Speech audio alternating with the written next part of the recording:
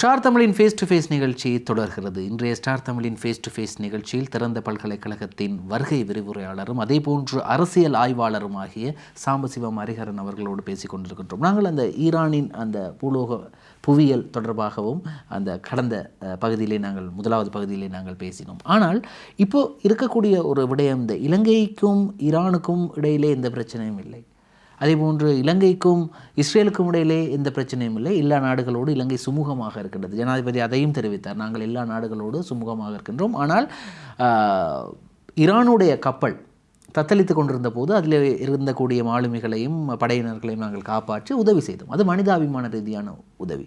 ஆனால் இந்த மனிதாபிமான ரீதியான உதவி எங்களுக்கு ஒரு அழுத்தத்தில் முடிந்திருக்கின்றது என்று சிலர் குறிப்பிடுகிறார்கள். குறிப்பாக அமெரிக்கா படையினரை அனுப்ப வேண்டாம் என்று சொல்கின்றது. ஆனாலும் கூட இலங்கை 84 வீரர்களது உடல்களை அனுப்பிவிட்டது ஈரானுக்கு. இது தொடர்பாக நீங்கள் எவ்வாறு பார்க்க? குறிப்பாக நல்ல கேள்வி. இலங்கையை பொறுத்தவரையிலே இலங்கை ஃபகோதே சட்டங்களுக்கு கட்டுப்பட்டு செயற்படுகிற ஒரு நாடு. குறிப்பாக இலங்கையிலிருந்து 40 கடல் மைல் தொலைவில் காலி துறைமுகத்திலிருந்து 40 கடல் மைல் தொலைவில் ஈரானிய போர்க்கப்பல், அதாவது விசாகப்பட்டினத்திலே பயிற்சியை முடித்துவிட்டு திரும்பி IRS ஜெனா என்ற ஈரானிய போர்க்கப்பல் மீது நீர்மூழ்கி கப்பல் ஒன்றின் மூலமாக தாக்குதல் மேற்கொள்ளப்பட்டது. அந்த தாக்குதலை அடுத்து இலங்கை அரசாங்கம் அதாவது அந்த பிரதேசம் சர்வதேச கடல்வள சட்டத்தின்களை இலங்கையின் ஆட்புல எல்லை பகுதி, குறிப்பாக அது சர்வதேச பொருளாதார வலயத்துக்கு உட்பட்ட பகுதி என்று சொல்லப்படுகிறது. அதாவது சர்வதேச பொருளாதார வலயம் இலங்கையின் ஆட்புல எல்லை பகுதி தான். அதாவது நாங்கள் சர்வதேச கடல்வள சட்டத்தின் அடிப்படையாக கொண்டு நாங்கள் கடல் பிரதேசங்களை நாங்கள் வகைப்படுத்துகின்ற போது நாங்கள் 4 வகையாக வகைப்படுத்துவோம். அதிலே இது இலங்கையின் ஆழ்புல எல்லை பகுதி, அதில் எந்த விதமான மாற்று கருத்து இல்லை.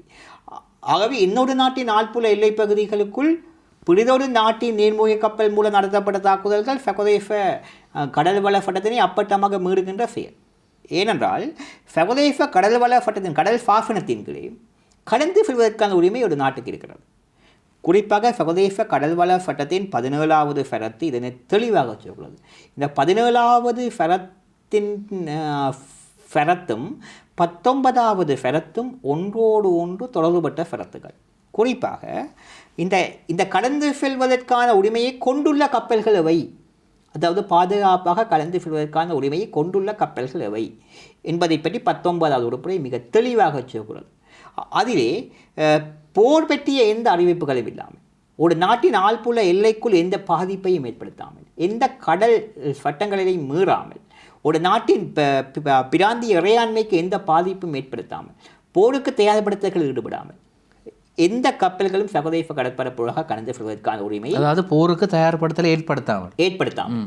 ஆகவே இங்கே ஈரானிய நீர்மூழ்கி கப்பலானது எந்த விதமான போருக்கு தயார்படுத்தப்பட்ட கப்பல் அல்ல. அது பயிற்சியை முடித்துவிட்டு சென்று கொண்டிருந்த கப்பல்.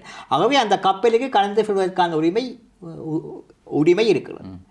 அத்துடன் அங்கிருந்த போர் வீரர்களும் எந்த விதமான போர் முஸ்தீபுகள், அதாவது இந்த தாக்குதல் இடம்பெற்ற பகுதி போரிலிருந்து முற்றாக வேறுபட்ட பகுதி, அதாவது ஈரானிய கடல் பகுதியில், அதாவது இலங்கை கடற்பரப்புக்குள் இருக்கின்ற எல்லைப்பகுதி. ஆகவே இங்கே போருக்கு அப்பாற்பட்ட ஒரு பகுதிக்குள் ஒரு ஆழ்புல நிலப்பரப்புக்குள் புகுந்து நடத்தப்பட்ட தாக்குதல் சர்வதேச கடல் வள சட்டத்தினை அப்பட்டமாக மீறுகின்ற செயல். அது என்ன, சர்வதேச கடல் சாசனத்தை அப்பட்டமாக மீறுகின்ற செயல்.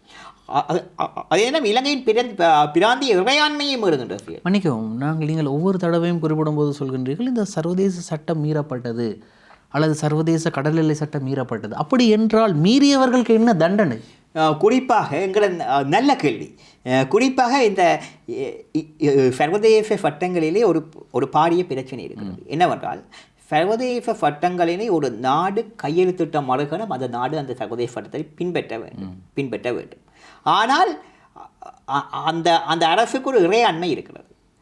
அந்த சட்டத்திலிருந்து எப்போதும் விலகி போவதற்குரிய முழுமையான சட்ட உரித்தும் அந்த இறையாண்மை உரிய அரசுக்கு இருக்கிறது. அதே நேரம் அப்போ ஃபெகோதேஃப சட்டங்களின் சில பிரிவுகளை மீறுகின்ற போது ஃபெகோதேஃப ஐக்கிய நாடுகள் சபையின் பாதுகாப்பு கவுன்சிலிலே முறையீடு செய்தல், ஃபெகோதேஃப குற்றவியல் நீதிமன்றங்களிலே முறையீடு இன்னும் நிறைய ப்ரொசீஜர்ஸ் இருக்கிறது. அந்த ப்ரொசீஜர்ஸ் எல்லாத்தையும் இத்தகைய வீட்டோ பவருடைய நாடுகளுக்கு எதிராக பிரயோகிக்க முடியுமா என்ற ஒரு பாரிய கேள்வி இருக்கிறது. அதாவது அமெரிக்கா போன்ற நாடுகளுக்கு அமெரிக்கா போன்ற நாடுகளுக்கு எதிராக. ஏன்னா இவர்கள் தமது வீட்டோ பவரை அடிப்படையாக வந்து அதனை இலகுவாக தப்பி விடுவார்கள்.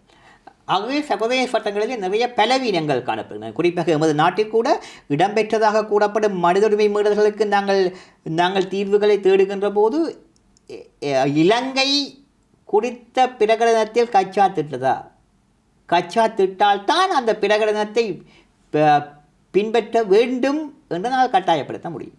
குறிப்பாக சர்வதேச மனிதாபிமான சட்டம். சர்வதேச மனிதாபிமான சட்டத்தின் கீழே போடியல் நிலப்பரப்புகள், போடியல் எல்லைப் பகுதிகள், போரின் போது செயற்பட வேண்டிய செயற்பாடுகள், தாக்குதல் முறைகளிலிருந்து விடுபட்ட மக்கள் எவ்வாறு பாதுகாக்கப்பட வேண்டும், பொதுமக்களின் வாழ்விடங்கள் மீது தாக்குதல் நடத்துவதை தடுப்பதற்கான சட்ட ஏற்பாடுகள்,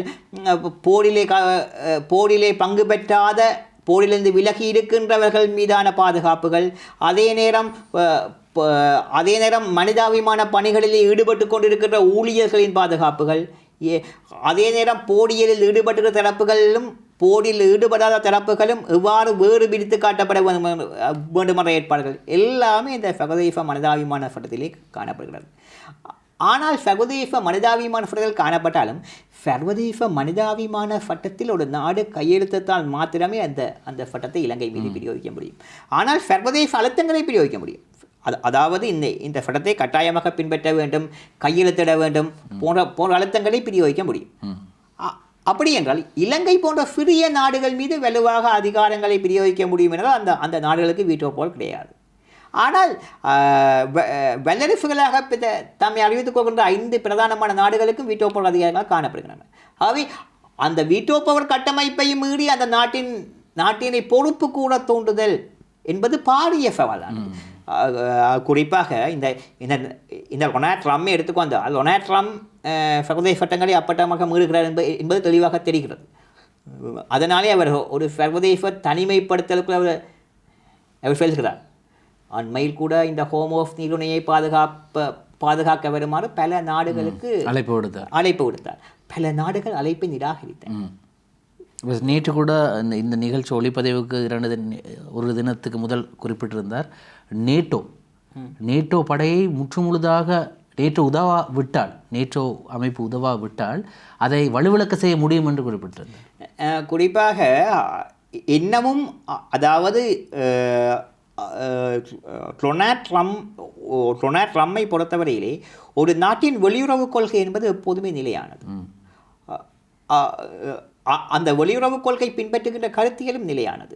அதாவது ஆட்சி தரப்புகள் மாறிக்கொண்டு போகும், ஆனால் வெளியுறவு கொள்கைகள் நாட்டின் தேசிய நலன், நாட்டின் பிராந்திய பாதுகாப்பு, நாட்டின் பிராந்திய நலன், நாட்டின் கூட்டுச்சேரிதல் பாதுகாப்பு வேலை திட்டங்கள் இவற்றை அடிப்படையாக கொண்டு ஒரு நாட்டின் வெளியுறவு கொள்கைகள் மேற்கொள்ளப்படுகின்றன. தனியோடு ஜனாதிபதியின் தீர்மானத்தின் அடிப்படையில் வெளியுறவு கொள்கைகள் மேற்கொள்ளப்படுவதில்லை. அவ்வாறு மேற்கொள்ளப்பட்ட அனுபவங்களை அனுபவப்பட்ட தோல்விகளை நாங்கள் இலங்கையின் அனுபவத்தில் கூட நாங்கள் கண்டுகொள்ளலாம். நிறைய அனுபவங்களை சந்தித்திருக்கின்றோம். அதாவது இலங்கை ஒரு தெளிவற்ற வெளியுறவு கொள்கையை கடந்த காலங்களில் பின்பற்றியதன் விளைவு என்பது இலங்கையை மோசமாக பாதித்தது. ஆகவே அதே போல் ஒரு தெளிவற்ற மிக தவறான ஒரு தலைமைத்துவத்தின் கைகளில் அமெரிக்காவின் வெளியுறவு கொள்கை சிக்கி இருக்கிறது. அதாவது தாராண்மைவாத கருத்தியலை மேற்கத்தேச முதலாளித்துவ சக்திகள் தான் முதலாவது முன்வைத்தது.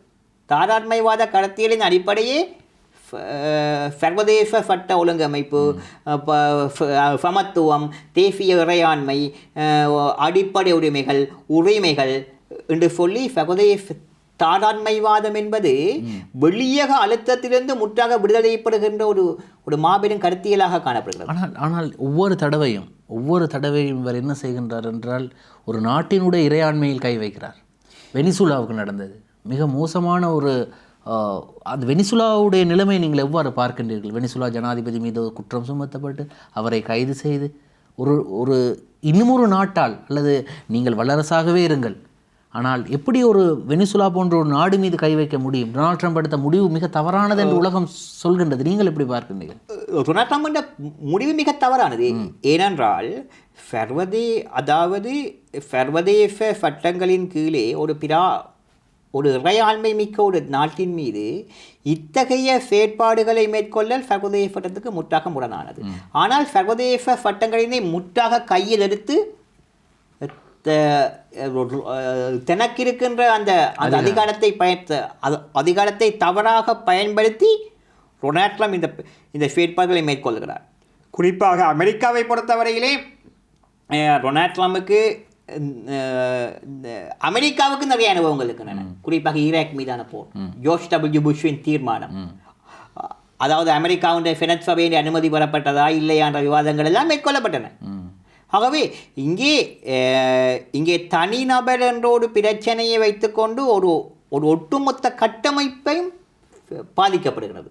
குறிப்பாக இந்த நேட்டோ, அதாவது நாங்கள் பார்த்தால் மேற்கத்தேச முதலாளித்துவ சக்திகளின் அடிப்படையாக கொண்டுதான் சர்வதேச நிறுவனங்கள் ஸ்தாபிக்கப்பட்டிருக்கின்றன. குறிப்பாக ஐக்கிய நாடுகள் சபையாக இருக்கலாம், ஐக்கிய நாடுகள் சபை மனித உரிமை கவுன்சிலாக இருக்கலாம், அல்லது சர்வதேச மனிதாபிமான சட்டத்தை பேணி பாதுகாக்கின்ற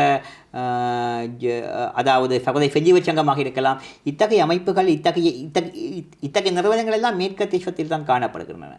கீழத்தேச முதலாளித்துவ சக்திகளிடம் எந்த விதமான சர்வதேச நிறுவனங்களும் சர்வதேச அரசால் நிறுவனங்கள் எதுவுமே கிடையாது.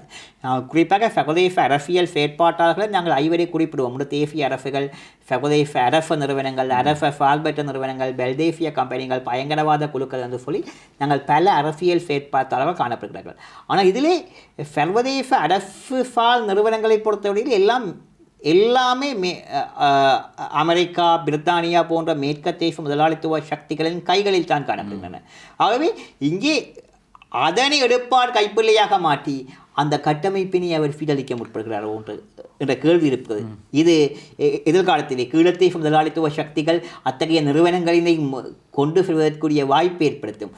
குறிப்பாக அண்மையிலே சீனாவின் பேரெழுச்சி அமெரிக்காவை தடுமாற வைக்கிறது. சீனாவின் பொருளாதார வளர்ச்சி அமெரிக்காவை தடுமாற வைக்கிறது. ஆகவே இந்த தடுமாற்றத்தின் விளைவாகத்தான் நாங்கள் டொனால்ட் ட்ரம்ப் என்ற தடுமாற்றத்தையும் நாங்கள் பார்க்கிறோம். நிச்சயமாக தொடர்ந்து பேசலாம். ஸ்டார் தமிழின் ஃபேஸ் டு ஃபேஸ் நிகழ்ச்சியில் ஒரு சிறு விளம்பர இடைவேளை.